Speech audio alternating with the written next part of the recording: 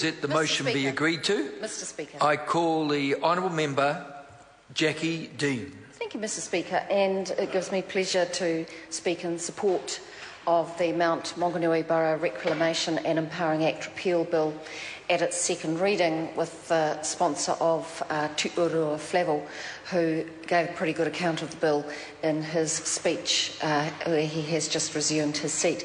National does support this bill, and as a member of the Local Government and Environment Committee who considered this bill, it was a bill which was well drafted, well supported. We received one submission on it, and that submission on behalf of two parties was in support of the bill, and so this bill proceeded through the Select Committee process in a pretty orderly manner. It was an interesting bill, however, and pretty significant, I have to say, for the local Tauranga, Mount Maunganui, iwi and community. And so what this bill does is repeals the Mount Maunganui Borough Reclamation and Empowering Act 1975, which now has no legal effect.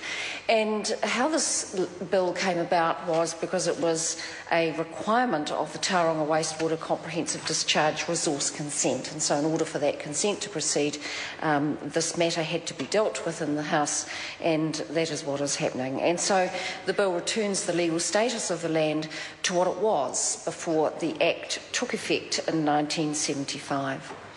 And so, for the background and main provisions of the bill, the Act transferred, and I'm referring to the Mount Maunganui Borough Reclamation and Empowering Act 1975, transferred part of the seabed of Tauranga Harbour to Mount Maunganui Borough Council, which was the predecessor to the Tauranga Borough Council, and authorised it to carry out reclamation work for sewage and other municipal purposes, quite usual for growing communities.